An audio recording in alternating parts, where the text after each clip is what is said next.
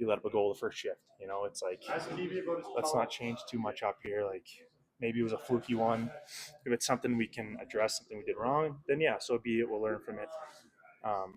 But you want to stick to how, you're obviously your structure and things you do within the team like that, but your overall game and the way we need to play. You stick with that stuff, and things usually pay off, especially for this team. We've done it for so long, and the depth we have. So I think that's kind of just got to be a staple for us, but any team really. How do you keep your confidence when you have a game like that where, like you said, a couple fluky bounces, one on the first shift? How do you guys keep that confidence high enough going into Game 6? Well, it's a mindset thing. We look at video and things that we can do differently. Sometimes hockey's is a weird sport, and you can be the better team and not win. You can be the worst team and win. Like it. Sometimes it doesn't make sense. Sometimes you get bad bounces. Sometimes you create your good bounces, or you deserve those bad bounces. It's a funny game, and you never know what's going to happen. But you can put your best foot forward by playing the right way, sticking with it, as we talked about, and just doing things the way we know how.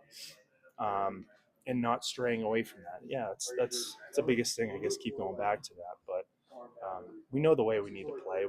We've done it plenty of times, so there's some things we can clean up, and but we do it the right way for the most part. We're gonna get our bounces, and we'll capitalize. Well, along those lines, I thought Carr was electric in Game 4. I mean, the whole team was good, but he was really good, and yet he was blanked.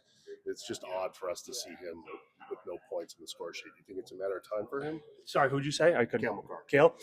Yeah, I mean, I don't know what Cale brings, and he does. He creates so many opportunities, so many chances, and when, you want to capitalize, you want to finish those off, but when you're doing that, the other team's not feeling good about themselves. They have breakdowns, and when you have opportunities and you have good zone time, in the way he plays, the way he can break the puck out, the way he can jump in on the offense and create those opportunities, like that itself is positive stuff, and yeah, the finishing eventually comes. But when you're getting the opportunities, you got to keep playing that right way, because you got to know it's you're right there. You're never too far off, especially for him. Jared Bednar talked broadly about the officiating, just generally in this series and other series, and how sometimes inconsistencies can change the way that players execute. Do you find that at all going into a routine hockey play, feeling differently about whether or not this is going to be called? You gotta. I mean, again, I couldn't be a ref. I couldn't. I don't ever want to. That's a tough job. It's a really tough job. There's a lot of plays that kind of similar, not similar, and there is a lot of gray area there, right? So it's hard, and the game's so fast. I give those guys a lot of credit for what they do, and when you make a good call, when you make a bad call, you're getting yelled at by one side, right? So that's how it goes. Sometimes you just got to keep playing hockey. Like, you can't let stuff stop you, and a call that you think should have been called, or a call that you should have, for you should have been called, whatever. Like, we got to keep going. That shouldn't be able to sway us and determine a game, right? Like, we got to put our best foot forward and make sure we're playing and controlling what we can control. And when we play the right way, we move our feet, we check with our legs.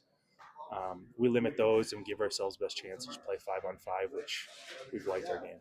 Charlie, you've been around this game a long time. I know every series, every team is different, but you get a sense where this team is, the tone, and how the Avalanche are going to respond on Thursday night.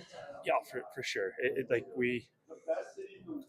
I think when the pressure is on a little more, I think it brings out the best, especially this group.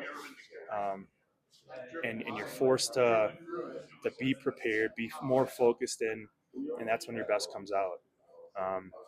We've been in positions before, individually, team-wise. We've all been in it, right? Like, we know what to expect. We know the way we need to play for this next game and what we got to do.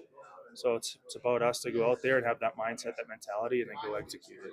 The series is what it is, 3-2, but does it help confidence-wise to feel it seems like in 4 of those 5 games, the Avalanche were the better team on the ice? Yeah, and you can look at positives within that, and there's obviously some negatives too, things you can work on and look at.